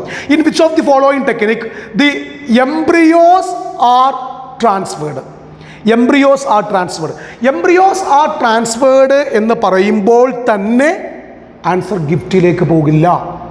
പലപ്പോഴും പല കുട്ടികളും അതിൽ ഗിഫ്റ്റ് ആൻസർ കൊടുത്തതായിട്ട് പറയുന്നുണ്ട്, പക്ഷെ അത് വരില്ല. ഓക്കെ, ഗിഫ്റ്റ് എന്ന് പറയുമ്പോൾ ഗമേറ്റ് ഇൻട്രാ ഫെലോപ്പിയൻ ട്രാൻസ്ഫറാണ്. ഗിഫ്റ്റ് എന്ന് വെച്ചാൽ ഗമേറ്റ് ഇൻട്രാ ഫെലോപ്പിയൻ ട്രാൻസ്ഫറാണ്. അവിടെ ഗമേറ്റിനെയാണ് ട്രാൻസ്ഫർ ചെയ്യണത്. ഓക്കെ, പിന്നെ നോക്കൂ, അവിടെ ആ ക്വസ്റ്റ്യനിലെ കൺഫ്യൂഷൻ, ഹു കാണ്ട് കൺസീവ്, ആ വേർഡ് കേൾക്കുമ്പോഴും നിങ്ങൾ ഡെഫിനറ്റ്ലി അത് മൂവ് ചെയ്യും എങ്ങോട്ട്, പിന്നെ ഈ ഗിഫ്റ്റിലേക്ക്. കാരണം NCERT അങ്ങനെ ഒരു സ്റ്റേറ്റ്മെൻ്റ് ആണ്. NCERT അവിടെ അങ്ങനെ ഒരു സ്റ്റേറ്റ്മെൻ്റ് അല്ലേ കൊടുത്തിട്ടുള്ളത്. കാരണം those female who can conceive, okay, അവർക്ക് സ്വാഭാവികമായിട്ടും ഉള്ളൊരു സംഭവമാണ് ഗിഫ്റ്റ്. പക്ഷേ ക്വസ്റ്റ്യനിൽ കൺഫ്യൂഷൻ ഉണ്ടാക്കിയിട്ടുണ്ട്. അവിടെ എംബ്രിയോ ട്രാൻസ്ഫർ ആണ് പറഞ്ഞത്, ഗമേറ്റിൻ്റെ ട്രാൻസ്ഫർ അല്ല. ഓക്കെ, അവിടെ കൃത്യമായിട്ട് നിങ്ങളത് മനസ്സിലാക്കണം. അതുകൊണ്ട് ക്വസ്റ്റ്യൻ പേപ്പർ ഇടുന്ന ആളെ ഒരു മൈൻഡും കൂടി നമ്മൾ മനസ്സിൽ കാണാം. അവർക്കറിയാം എങ്ങനെയാണ് ഒരു ക്വസ്റ്റ്യന് കൺഫ്യൂഷൻ ആക്കേണ്ടത് എന്നുള്ളത്.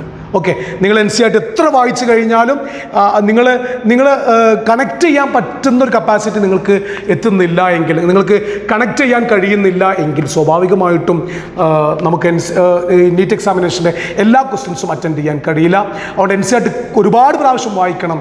അതുപോലെ തന്നെ പിന്നെ കൃത്യമായിട്ട് തന്നെ നിങ്ങൾ എന്ത് ചെയ്യണം, ഫോക്കസ് ചെയ്യുകയും വേണം. ഓക്കെ, NCERT കൃത്യമായിട്ട് ഫോക്കസ് ചെയ്യണം, കണക്ട് ചെയ്യണം അതിൻ്റെ പല ഭാഗങ്ങളെയും. ഓക്കെ, അത് എക്സാം ഹാളിൽ നമ്മൾ ഇരുന്നിട്ട് എഴുതുന്ന ഒരു അറ്റ്മോസ്ഫിയർ ആവൂല നമുക്ക് പുറത്തിരിക്കുമ്പോൾ. അപ്പോൾ നിങ്ങൾക്ക് NCERT മാക്സിമം വായിക്കാനുള്ള സമയമുണ്ട് എക്സാം ഹാൾ കയറുന്നത് വരെ.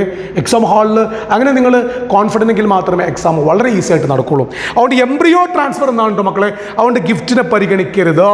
പിന്നെ എംബ്രിയോൻ്റെ ട്രാൻസ്ഫറുമായിട്ട് ബന്ധപ്പെട്ട് IVF നിങ്ങൾ പഠിക്കുന്നുണ്ട്, in vitro fertilization. Okay, fertilization outside the body, almost similar condition as that in the body അല്ലേ. ഹസ്ബൻഡിൻ്റെ ബോഡിയിൽ നിന്ന് സ്പേമിനെ എടുത്തിട്ട് വൈഫിൻ്റെ ബോഡിയിൽ നിന്ന് ഓവത്തെടുത്തിട്ട് അവരും കൺസീവ് ചെയ്യാത്തവരാണല്ലോ, അതുകൊണ്ട് അവരുടെ ബോഡിയിൽ നിന്ന് ഓവത്തെടുത്തിട്ട് ആ ഓവത്തെ ലാബിൽ വെച്ചിട്ട് എന്ത് ചെയ്യുന്നു, ഫ്യൂസ് ചെയ്യിപ്പിക്കുന്നു. ആ ലാബിൽ വെച്ച് ഫ്യൂസ് ചെയ്യുന്നതിന് പറഞ്ഞ പേരാണ് in vitro fertilisation outside the body, almost similar condition as that in the body അല്ലേ. Followed by ET means embryo transfer അല്ലേ. എന്നിട്ട് 2 ടെക്നോളജി അവിടെ പറയുന്നുണ്ട്, zygote intra fallopian transfer. Then അടുത്തായിട്ട് പറയുന്നുണ്ട്, ദെൻ മോർ ദാൻ 8 ബ്ലാസ്റ്റോമേസ് ആണെങ്കിൽ, അപ് ടു 8 ബ്ലാസ്റ്റോമേസ് ആണെങ്കിൽ സൈഗോട്ടിനെ അല്ലെങ്കിൽ ഏർലി എംബ്രിയോസിനെ ട്രാൻസ്ഫർ ചെയ്യേണ്ടത് ഫെലോപ്പിയൻ ട്യൂബിലേക്കാണ്. മോർ ദാൻ 8 ബ്ലാസ്റ്റോമേസ് ആണ് എങ്കിൽ അത് ട്രാൻസ്ഫർ ചെയ്യേണ്ടത് സ്വാഭാവികമായിട്ടും യൂട്രസിലേക്കാണ്. That is IUT. So ZIFT and IUT, ZIFT and IUT. Okay, ZIFT, zygote intrafallopian tube transfer, and IUT. That is the answer. So 1.1 question number answer is what? Option 1 ആണ്. Option 1 ആണ് അതിൻ്റെ answer. ICSയുമായിട്ട് ബന്ധപ്പെട്ട് നമ്മൾ ആലോചിക്കുമ്പോൾ intracytoplasmic sperm injection. Here the sperm is directly injected into the cytoplasm of the ovum. ഒരു സ്പേമിനെയാണ് ഈ ഓവത്തിൻ്റെ സൈറ്റോപ്ലാസത്തിലേക്ക് എന്ത് ചെയ്യണത്, ഇൻട്രൊഡ്യൂസ് ചെയ്യുന്നത്. അതാണ് ICSI, intracytoplasmic sperm injection. Okay, then 102ാമത്തെ ക്വസ്റ്റ്യൻ 102, ക്വസ്റ്റ്യൻ നമ്പർ 102 നോക്കൂ, ശ്രദ്ധിച്ചെല്ലാവരും. Select the option including all sexually transmitted diseases. Select the option including all sexually transmitted diseases. STDയിൽ നിന്ന് അല്ലെങ്കിൽ STIയിൽ നിന്നാണ് ക്വസ്റ്റ്യൻ വന്നത്. Option A gonorrhoea, syphilis, genital herpes. Gonorrhoea, malaria, genital herpes. AIDS, malaria, filaria. Cancer, AIDS, syphilis. ആ question 2 ചാപ്റ്ററിനെ connect ചെയ്യുന്നുണ്ടല്ലേ. Especially ആ ക്വസ്റ്റ്യൻ റീപ്രൊഡക്റ്റീവ് ഹെൽത്തിൽ നിന്നാണ്. Okay, STD sexually transmitted disease ഉള്ളത് റീപ്രൊഡക്റ്റീവ് ഹെൽത്തിലാണ്. പക്ഷേ അതിൻ്റെ ഓപ്ഷൻസ് ഒക്കെ തന്നെ എനിക്ക് തോന്നുന്നു ഹ്യൂമൻ ഹെൽത്ത് ആൻഡ് ഡിസീസസ് എന്ന ചാപ്റ്ററിലേക്കും പോയിട്ടുണ്ട്. ഓക്കെ, നമുക്കൊന്ന് പരിശോധിച്ച് നോക്കാം. ഒന്നാമത്തെ ഓപ്ഷൻ ഗൊണോറിയ, നിസേറിയ ഗൊണേറിയ ഉണ്ടാക്കുന്നത്. Syphilis, genital herbs simplex virus ഉണ്ടാക്കുന്നത്. ഗൊണോറിയ, സിഫിലിസ്, ജനൈറ്റൽ ഹെർബ്സ് അത് കൃത്യമായിട്ടുള്ള സെക്ഷുവലി ട്രാൻസ്മിറ്റഡ് ഡിസീസ് തന്നെയാണ്. അത് NCERT വളരെ വ്യക്തമായിട്ടത് പറയുന്നുണ്ട് അല്ലേ. Gonorrhoea, syphilis, genital herpes, genital warts, chlamydiasis, trichomoniasis, AIDS, hepatitis B. പിന്നെ NCERT പറയുന്നുണ്ട് except AIDS, hepatitis B and genital herpes all other diseases are easily curable if detected early and treated properly. Okay, അപ്പോൾ gonorrhoea, syphilis, genital herpes എന്നുള്ളത് കൃത്യമായിട്ടുള്ള sexually transmitted disease തന്നെയാണ്. ചില കുട്ടികളൊക്കെ തന്നെ ആ ഡിസീസ് കോസ് ചെയ്യുന്ന ഓർഗാൻസിനെ പറ്റി തന്നെ വളരെ NCERT ഇല്ലാത്തൊരു ഭാഗം വളരെ സ്ട്രെയിൻ ചെയ്തുകൊണ്ട് എടുത്ത് പഠിക്കാറുണ്ട്. പക്ഷേ അതിലേക്കൊന്നും നിങ്ങൾ അത്രത്തോളം കിടക്കേണ്ട ആവശ്യമില്ല. കാരണം എക്സാം വളരെ എളുപ്പമായിരുന്നു. NCERTയിലെ അതേ ലൈൻ തന്നെയാണ് അത് വന്നിട്ടുള്ളത്. ഗൊണേറിയ, മലേറിയ, നമുക്ക് മലേറിയ എടുക്കാൻ പറ്റില്ല. കാരണം malaria plasmodium vivax, plasmodium malaria, plasmodium falciparum cause ചെയ്യുന്നതാണ്. എയ്ഡ്സ്, മലേറിയ, ഫിലേറിയ അവിടെ നമുക്ക് ആ ഓപ്ഷൻ ഒന്നും പരിഗണിക്കാൻ പറ്റില്ല. എയ്ഡ്സ് സെക്ഷുവലി ട്രാൻസ്മിറ്റഡ് ഡിസീസാണ്. അതിന് വൺ ഓഫ് ദ റീസൺ അതാണ്.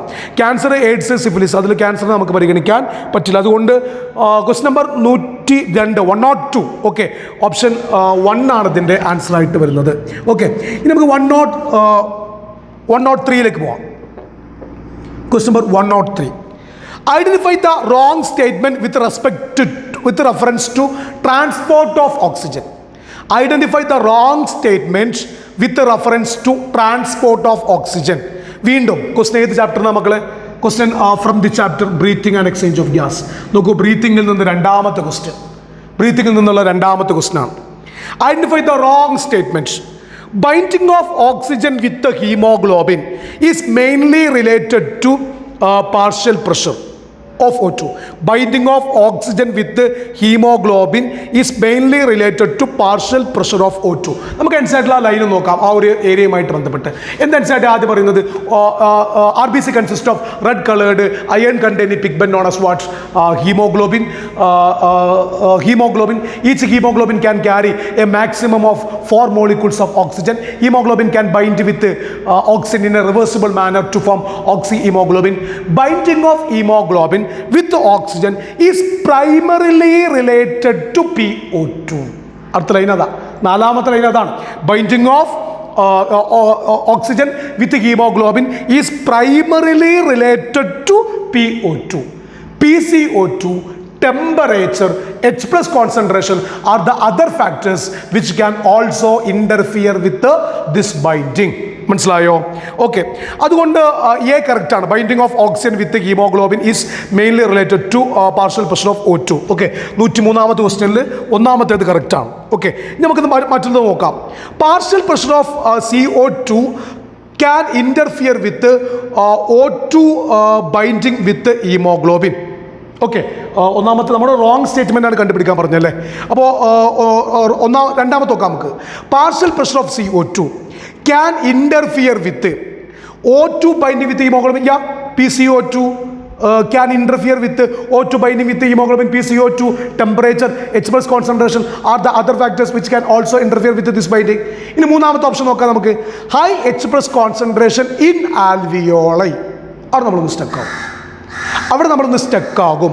High H+ concentration in alveoli. ആൽവിയോളയിൽ H+ന്റെ കോൺസെൻട്രേഷൻ കൂടുതലല്ലോ. H+ന്റെ കോൺസെൻട്രേഷൻ എവിടെ കൂടുതൽ?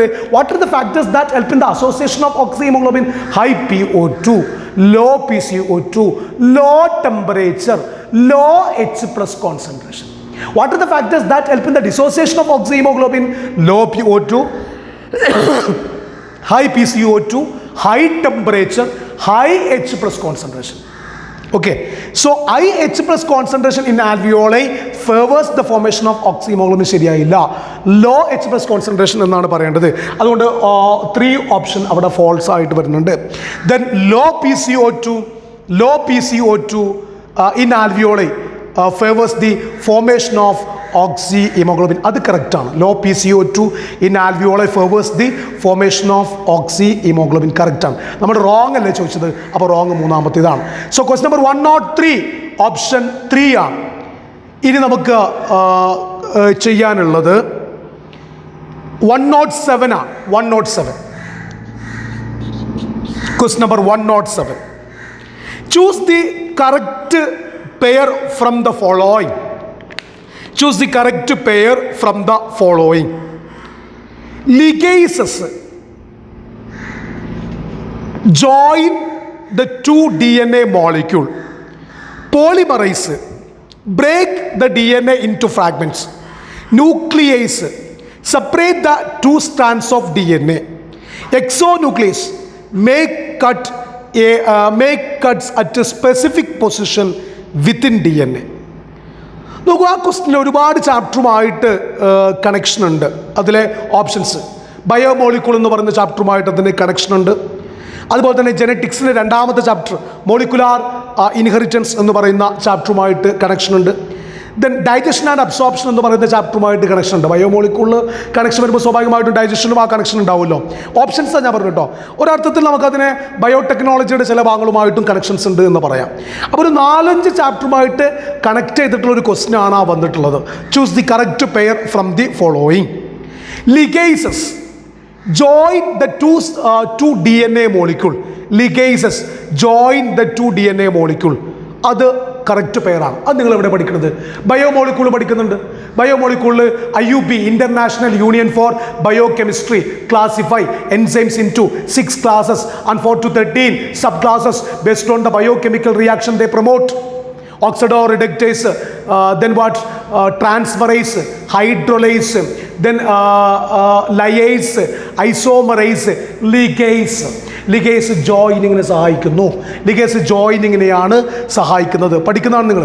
Join the 2 DNA molecules. ഇനി അതല്ല എങ്കിൽ നിങ്ങൾക്ക് സ്വാഭാവികമായിട്ടും മോളിക്കുലാർ ബേസ് ഓഫ് ഇൻഹെറിറ്റൻസ് ആലോചിക്കാം. മോളിക്കുലാർ ബേസ് ഓഫ് ഇൻഹെറിറ്റൻസിൽ നിന്ന് റിപ്ലിക്കേഷൻ അവസാനത്തെ പാരാഗ്രാഫ് റിപ്ലിക്കേഷൻ അവസാനിപ്പിച്ചുകൊണ്ട് പിന്നെ ഡിസ്കണ്ടിന്യൂസ് സിന്തസിസിൽ ഒക്കസാക്കി ഫ്രാഗ്മെൻറ്റ്സിൽ ഡിസ്കണ്ടിന്യൂസ് സിന്തസിസിനെ കണ്ടിന്യൂസ് ആക്കാൻ വേണ്ടിയിട്ട് DNA ലിഗേസ് ആണ് വരിക. ഓക്കെ, ഡിസ്കണ്ടിന്യൂസ് സിന്തസിസിനെ കണ്ടിന്യൂസ് ആക്കാൻ വേണ്ടിയിട്ട് DNA ലിഗേസ് ആണ് വരിക. അതവിടെ ബോണ്ട് ക്രിയേറ്റ് ചെയ്യുകയാണ് ചെയ്യുന്നത്. ഒക്കസാക്കി ഫ്രാഗ്മെൻറ്റ്സിനിടയിൽ ബോണ്ട് ക്രിയേറ്റ് ചെയ്യുകയാണ് ചെയ്യുന്നത്. അപ്പോൾ DNA ലിഗേസ് അല്ലെങ്കിൽ ligase join the 2 DNA molecules. Polymerise break the DNA into fragments. അല്ല, പോളിമറൈസ് ഇപ്പോൾ DNA പോളിമറൈസ് ആണെങ്കിലും RNA പോളിമറൈസ് ആണെങ്കിലും ഒക്കെ തന്നെ അത് പോളിമറൈസേഷനാണ് സഹായിക്കുന്നത്. പോളിമറൈസേഷനാണ് സഹായിക്കുക. Nuclease separate the 2 strands of DNA. Okay, nuclease അല്ല, ന്യൂക്ലിയസ് ന്യൂക്ലിക് ആസിഡ് ഡൈജസ്റ്റിംഗ് എൻസൈമാണ്. Separate the 2 strands of DNA അത് ഹെലിക്കേസ് ആണ് ചെയ്യുന്നത്. ഹെലിക്കേസ് ആണ് DNA 2 strandsനും എന്ത് ചെയ്യുന്നത്? കട്ട് ചെയ്യുന്നത്. അല്ലെങ്കിൽ പിന്നെ ഹീറ്റ് കൊടുത്തിട്ട് DNA 2 സ്ട്രാൻഡും കട്ട് ചെയ്യിക്കാം. അതല്ലെങ്കിൽ ഹെലിക്കേസിനെ വെച്ചിട്ടാണ് DNA 2 സ്ട്രാൻഡും എന്ത് ചെയ്യുക? കട്ട് ചെയ്യുക. ന്യൂക്ലിയസ് അല്ല. എക്സോ nucleus make a cut at a specific position within the DNA. എക്സോന്യൂക്ലിയസ് DNA പോളിമറേസുമായിട്ട് ബന്ധപ്പെട്ട ആക്ടിവിറ്റിയാണ് ഇത് കാണിക്കുന്നത്. അതുകൊണ്ട് 107ാമത്തേതിൻ്റെ ആൻസർ ലിഗേസ് ആണ്. 107ാമത്തേത് വരുന്നത് ലിഗേസ് ആണ്. ഓക്കെ, ഒന്നാമത്തേതാണ്. സോ 107ാമത്തെ ക്വസ്റ്റ്യൻ ഒരുപാട് ചാപ്റ്ററുമായിട്ട് കണക്ഷൻ ഉണ്ടെങ്കിലും അതിൽ കൂടുതൽ നമുക്ക് ഉൾപ്പെടുത്താൻ പറ്റുക മോളിക്കുലാർ ബേസിസ് ഓഫ് ഇൻഹെറിറ്റൻസിൽ നിന്നാണ്. മോളിക്കുലാർ ബേസിസ് ഓഫ് ഇൻഹെറിറ്റൻസിൽ നിന്നാണ്. മനസ്സിലായല്ലോ? ഓക്കെ, ഇനി മറ്റൊരു question. Embryological support for evolution was disapproved by. Embryological support for evolution was disapproved by. നോക്കിയേ, embryological support for evolution was disapproved by. ഇത് ഏത് ഭാഗത്തു നിന്നാണ്? ഇത് ചാപ്റ്റർ എവല്യൂഷൻ എന്നാണ്. എവല്യൂഷൻ എന്ന് ചോദിക്കുന്ന രണ്ടാമത്തെ ക്വസ്റ്റ്യനാണ്. എവല്യൂഷൻ എന്ന് ചോദിക്കുന്ന രണ്ടാമത്തെ ക്വസ്റ്റ്യനാണ്. ഒരു പക്ഷേ ഇത് നിങ്ങൾ റെഫർ ചെയ്യുന്ന NCERT അത് ലേറ്റസ്റ്റ് വേർഷൻ NCERT ആണ് എങ്കിൽ ആ NCERTയിൽ ഇൻക്ലൂഡ് ചെയ്തിട്ടുണ്ട്. അതിൻ്റെ കണ്ടന്റ് ഭാഗത്ത് തന്നെ ഉണ്ട്. അതല്ലാത്ത NCERTയിലൊക്കെ തന്നെ സപ്ലിമെൻ്ററി മെറ്റീരിയലിലാണ് ഈ ഭാഗം ഉൾപ്പെടുത്തിയിട്ടുള്ളത്. അപ്പോൾ സപ്ലിമെൻ്ററി മെറ്റീരിയൽ ഫോക്കസ് ചെയ്യാഞ്ഞാൽ NCERT കംപ്ലീറ്റ് ആകില്ല എന്നതിനൊരു തെളിവ് കൂടിയാണ് ഈ ഒരു ക്വസ്റ്റ്യൻ. അതുകൊണ്ട് എല്ലാവരും സപ്ലിമെൻ്ററി മെറ്റീരിയൽ നിർബന്ധമായിട്ടും പഠിക്കണം. അതും NCERTൻ്റെ ഭാഗം തന്നെയാണ്. വേറെ 1-2 ക്വസ്റ്റ്യൻസ് ഉണ്ട് സപ്ലിമെൻ്ററി മെറ്റീരിയലിന് ഇമ്പോർട്ടൻസ് കൊടുത്തുകൊണ്ട്. അത് നമുക്ക് ഫോക്കസ് ചെയ്യാം. So embryological support for evolution was disapproved by Karl Ernst von Baer, Alfred Wallace, Charles Darwin, Oparin. ക്വസ്റ്റ്യൻ്റെ കൺഫ്യൂഷൻ ഒന്നുമില്ല. ക്വസ്റ്റ്യൻ്റെ ആൻസേഴ്സ് വളരെ ഈസി ആയിട്ട് തന്നെ നിങ്ങൾക്ക് കണ്ടുപിടിക്കാൻ പറ്റും. ക്വസ്റ്റ്യൻ്റെ ആൻസേഴ്സ് 108ാമത്തെ ക്വസ്റ്റ്യൻ. ഓക്കെ, 108ാമത്തെ ക്വസ്റ്റ്യൻ അതിൻ്റെ ആൻസർ വരുന്നത് 1 വോൺ ബെയർ. അത് നിങ്ങൾ പഠിക്കുന്നുണ്ട്. ആദ്യം ഹെക്കൽ വന്നിട്ട് ഏണസ്റ്റ് ഹെക്കൽ വന്നിട്ട് ഓണ്ടോജനി, റീക്യാപിറ്റുലേറ്റ്, ഫൈലോജനി എന്ന് പറഞ്ഞു. Ontogeny development of an embryo, recapitulate, repeat, phylogeny means ancestral sequence. അത് എല്ലാ ഓർഗാനിസംസിലും അങ്ങനെയല്ല. ചില ഓർഗാനിസംസിലൊക്കെ അങ്ങനെയുള്ളൂ. കുറച്ചും കൂടി ഓർഗാനിസത്തെ കുറിച്ച് പഠിച്ചു നോക്കുമ്പോൾ ആ കൺസെപ്റ്റ് തെറ്റാണ്. ഓണ്ടോജനി, റീക്യാപിറ്റുലേറ്റ്, ഫൈലോജനി എന്ന് പറയുന്ന ബയോജനറ്റിക് ലോ, റീക്യാപിറ്റുലേഷൻ തിയറി തെറ്റാണ് എന്ന് പറയുകയാണ് വോൺ ബെയർ ചെയ്തിട്ടുള്ളത്. ഓക്കെ, അതുകൊണ്ട് ഒന്നാമത്തെ അതാണ് ആൻസർ ആയിട്ട് വരിക. ആൽഫ്രഡ് റസൽ വാലേസ്, അദ്ദേഹം മലൈ ആർക്കിപെലാഗോ, പ്രസന്റ് ഇന്തോനേഷ്യയിലെ ഐലൻഡിനെ കുറിച്ച് പഠിച്ച ഒരാളാണ്. Biological history of earth closely correlates with geological history of earth എന്ന് പറഞ്ഞ ആളാണ്. ദെൻ ചാൾസ് ഡാർവിൻ, അത് പിന്നെ നാച്ചുറൽ സെലക്ഷൻ്റെ ഭാഗമായിട്ട് നിങ്ങൾ ഓൾറെഡി പഠിക്കുന്നതാണ് Darwinism. Oparin of Russia and Haldane of England, അവർ കെമിക്കൽ എവല്യൂഷനുമായിട്ട് ബന്ധപ്പെട്ട ആളുകളാണ്. ഇനോർഗാനിക് മോളിക്യൂൾസിൽ നിന്ന് ഓർഗാനിക് മോളിക്യൂൾസ് ഉണ്ടാകുന്നു, കെമിക്കൽ എവല്യൂഷനെ കുറിച്ച് പറഞ്ഞ ആളാണ്. അപ്പോൾ സപ്ലിമെൻ്ററി മെറ്റീരിയൽ നിന്നാണ് ക്വസ്റ്റ്യൻ വന്നിട്ടുള്ളത്. അതെന്തായാലും വളരെ ഇമ്പോർട്ടൻ്റ് ആയിട്ട് ഫോക്കസ് ചെയ്യേണ്ട ഭാഗം തന്നെയാണ്. ക്വസ്റ്റ്യൻ ആൻസർ എന്തായാലും 108ാമത്തെ ക്വസ്റ്റ്യൻ ആൻസർ 1 വരുന്നത്. ഇനി 109ാമത്തെ question, question number 109. 109. The first phase of translation is options നോക്കൂ. Binding of mRNA to ribosome, recognition of DNA molecule, amino acylation of tRNA, recognition of anticodon. The first phase of translation question is again from the chapter molecular basis of inheritance. ജെനറ്റിക്സിലെ 2ാമത്തെ ചാപ്റ്ററിൽ നിന്നാണ് ഈ question വന്നിട്ടുള്ളത്. അപ്പോൾ സ്വാഭാവികമായിട്ടും നിങ്ങൾ first phase of translation NCERTയിൽ അങ്ങനെ തന്നെ കൊടുത്തിട്ടുണ്ട്. ആ ലൈൻ അതുപോലെ വന്നിട്ടുണ്ട്, ഫസ്റ്റ് ഫേസ് ഓഫ് ട്രാൻസ്ലേഷൻ എന്ന് പറഞ്ഞിട്ട്. ഓക്കെ, വേറെ കൺഫ്യൂഷൻ ആവേണ്ട ആവശ്യങ്ങളൊന്നുമില്ല. മറ്റ് ഒബ്ജക്റ്റീവ് ബുക്കുകൾ നോക്കിയിട്ട് നിങ്ങൾ അവിടെ കൺഫ്യൂഷൻ ആവേണ്ട ആവശ്യങ്ങളൊന്നുമില്ല. NCERT കൃത്യമായിട്ട് തന്നെ പറഞ്ഞിട്ടുണ്ട്. ഫസ്റ്റ് ഫേസ് ഓഫ് ട്രാൻസ്ലേഷൻ എന്ന് പറയുന്നത് ദി ചാർജിങ് ഓഫ് tRNA അല്ലെങ്കിൽ അമിനോ അസിലേഷൻ ഓഫ് tRNA എന്നുള്ളതാണ്. Okay, aminoacylation of tRNA. ഈ tRNA എന്ത് ചെയ്യുന്നു, അതിനെ കൊഗ്നിറ്റീവ് കറസ്പോണ്ടിങ് അമിനോ ആസിഡ്സുമായിട്ട് എന്ത് ചെയ്യുന്നു, ജോയിൻ ചെയ്യുന്നു.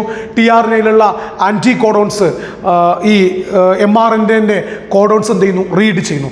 അതിനുശേഷമാണ് റൈബോസോം എന്ത് ചെയ്യണത്, ഈ അറ്റാച്ച് ചെയ്യണത്, ഈ mRNA റൈബോസോംസ് എന്ത് ചെയ്യണത്, അറ്റാച്ച് ചെയ്യണത്. അപ്പോൾ ട്രാൻസ്ലേഷൻ്റെ ആദ്യത്തെ സ്റ്റെപ്പുകൾ നമുക്ക് 2 പറയാൻ പറ്റുമെങ്കിലും ഫസ്റ്റായിട്ട് നമ്മൾ പറയുക binding of mRNA to ribosome അല്ല. അതിന് മുമ്പ് നടക്കുന്നത് tRNA ട്രാൻസ്ഫർ RNA, അതിന് കറസ്പോണ്ടിങ് ആയിട്ടുള്ള tRNA അതിന് കറസ്പോണ്ടിങ് ആയ അമിനോ ആസിഡ്സുമായിട്ട് ബൈൻഡ് ചെയ്യണം. 3' എൻഡിൽ CCA 3' എൻഡുമായിട്ട് ബന്ധപ്പെട്ട് CCA സീക്വൻസുമായിട്ട് ബന്ധപ്പെട്ടിട്ട് എന്ത് ചെയ്യണം, അത് ബൈൻഡ് ചെയ്യണം. 3' എൻഡിൽ അത് അമിനോ ആസിഡ്സ് എന്ത് ചെയ്യണം, ബൈൻഡ് ചെയ്യണം. ശേഷം കോഡോൺസ് റീഡ് ചെയ്തിട്ട് ആൻറ്റി കോഡോൺസ് അത് മേക്ക് ചെയ്യണം. അതുകൊണ്ട് first phase of translation is what? Aminoacylation of tRNA എന്നത് തന്നെയാണ്. 3 ആണ് അവിടെ ആൻസർ ആയിട്ട് വരുന്നത്. Okay, binding of mRNA to റൈബോസോമോ അല്ലെങ്കിൽ റെക്കഗ്നിഷൻ ഓഫ് DNA മോളിക്യൂളോ റെക്കഗ്നിഷൻ ഓഫ് ആൻറ്റി കോഡോണോ അല്ല. ക്വസ്റ്റ്യൻ നമ്പർ 109 ഓപ്ഷൻ 3 ആണ്. ഓക്കെ, ഇനി അടുത്ത question.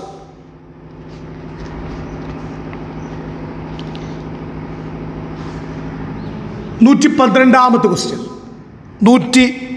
Question. Match the following columns and select the correct option.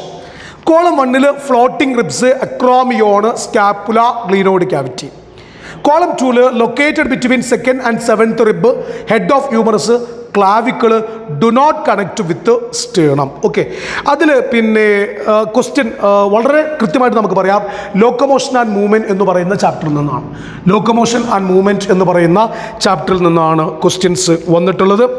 അപ്പോൾ അതിൽ കൃത്യമായിട്ട് NCERT ഉള്ളതുപോലെ തന്നെയാണ് ഒരു ബോർഡ് എക്സാം ലെവലിലെ ആ ക്വസ്റ്റ്യൻ ഉള്ളൂ. ബോർഡ് എക്സാം ലെവലിൽ ചോദിക്കുന്ന ഒരു മാച്ച് ദ ഫോളോയിങ് ടൈപ്പ് ലെവലിലേക്ക് ആ ക്വസ്റ്റ്യൻ ഉള്ളൂ. അതുകൊണ്ട് വളരെ സിമ്പിളാണ്. ഫ്ലോട്ടിംഗ് റിബ്സ് അല്ലേ? ട്രൂ റിബ്സ് എന്ന് പറയുമ്പോൾ നമ്മൾ എങ്ങനെ പഠിക്കുക? ട്രൂ റിബ്സ് എന്ന് പറഞ്ഞാൽ first 7 pairs of ribs, they are dorsally connected with the vertebral column, ventrally connected with the sternum with the help of hyaline cartilage. ഇനി false ribs 8, 9, 10 dorsally connected with the vertebral column, ventrally സ്റ്റേണുമായിട്ട് direct ആയിട്ട് connect ചെയ്തിട്ടില്ല. Breast ബോണുമായിട്ട് single ബോണുമായിട്ട് direct ആയിട്ട് connect ചെയ്തിട്ടില്ല. പക്ഷേ ഇത് എന്ത് ചെയ്തിട്ടുണ്ട്? ഇത് 7th പെയറുമായിട്ട് കൂടി ചേർന്നിട്ടുണ്ട്. അത് സ്റ്റേണുമായിട്ട് എന്ത് ചെയ്തിട്ടുണ്ട്? കണക്ട് ചെയ്തിട്ടുണ്ട്. അതാണ് വെർട്ടിബ്രോ കോൺട്രൽ റിബ്സ് എന്ന് പറയുന്നത്. ആദ്യത്തെ ആൾ വെർട്ടിബ്രോ സ്റ്റേണൽ റിബ്സാണ്, രണ്ടാമത്തെ ആൾ വെർട്ടിബ്രോ കോൺട്രൽ റിബ്സാണ്. ഇനി മൂന്നാമത്തേത് 11th and 12th അതാണ് ഫ്ലോട്ടിംഗ് റിബ്സ്. അത് ഡയറക്റ്റായിട്ടും ഇൻഡയറക്റ്റായിട്ടും എന്ത് ചെയ്തിട്ടില്ല? സ്റ്റേണുമായിട്ട് കണക്ട് ചെയ്തിട്ടില്ല. അപ്പോൾ ഫ്ലോട്ടിംഗ് റിബ്സിലേക്ക് നമുക്ക് കൊടുക്കാൻ പറ്റുക do not connect with sternum എന്നുള്ളതാണ്. Do not connected with sternum എന്നുള്ളതാണ്. എക്ക് നമുക്ക് കൊടുക്കാൻ പറ്റുന്നത് 4 ആണ്. എക്ക് 4 ആണ് കൊടുക്കാൻ പറ്റുക. ഇനി അക്രോമിയോൺ എന്ന് പറയുന്നതാണ് അടുത്തതായിട്ട് വന്നിട്ടുള്ള ഒരു ഏരിയ. അക്രോമിയോൺ നമ്മൾ പഠിക്കേണ്ടത് ഈ ക്ലാവിക്ലും സ്കാപ്പുലയും മനസ്സിലാക്കി വെക്കണം നമ്മൾ ആദ്യം. സ്കാപ്പുല എന്ന് വെച്ചിട്ടുണ്ടെങ്കിൽ ലാർജ് ട്രയാങ്കുലാർ ബോണാണ്. ബിറ്റ്വീൻ 2nd and 7th റിബിലാണ് കാണുന്നത്. ഡോട്ട്സെറ്റ് സൈഡിലാണ് കാണുന്നത്. ഓക്കെ, ഡോട്ട്സെറ്റ് സൈഡിലായിട്ട് between 2nd and 7th rib കാണുന്ന ലാർജ് ട്രയാങ്കുലാർ ബോണാണ് സ്കാപ്പുല. അതിന് സ്ലൈറ്റ് എലിവേറ്റഡ് റിഡ്ജ് ഉണ്ട്, അതാണ് സ്പൈൻ. അതിന് എക്സ്പാൻഡഡ് പ്രോസസ് വിളിക്കുന്ന പേരാണ് അക്രോമിയോൺ. സ്കെലിറ്റൽ സിസ്റ്റത്തിൽ നിങ്ങൾ കണ്ടതാണ്, അല്ലെങ്കിൽ പ്രാക്ടിക്കൽ എക്സാമുമായിട്ട് ബന്ധപ്പെട്ട് നിങ്ങൾ പഠിച്ച കാര്യം കൂടിയാണത്. ഓക്കെ, അതിൻ്റെ എക്സ്പാൻഡഡ് പോർഷനെ വിളിക്കുന്ന പേരാണ് അക്രോമിയോൺ. ആ അക്രോമിയോണിലേക്ക് വരുന്ന ബോണാണ് കോളാർ ബോൺ. ഓക്കെ, നമ്മൾ കോളാർ ബോൺ അല്ലെങ്കിൽ ക്ലാവിക്കിൾ എന്ന് പറയുന്ന ഈ ഒരു കോളാർ ബോണാണ് അതിലേക്ക് എന്ത് ചെയ്യുന്നത്? ജോയിൻ ചെയ്യുന്നത്. അപ്പോൾ അക്രോമിയോണിലേക്ക് നമുക്ക് കൊടുക്കാൻ പറ്റുന്നത് അവിടെ ക്ലാവിക്കിളാണ്. ഓക്കെ, ക്ലാവിക്കിളാണ് കൊടുക്കാൻ പറ്റുക.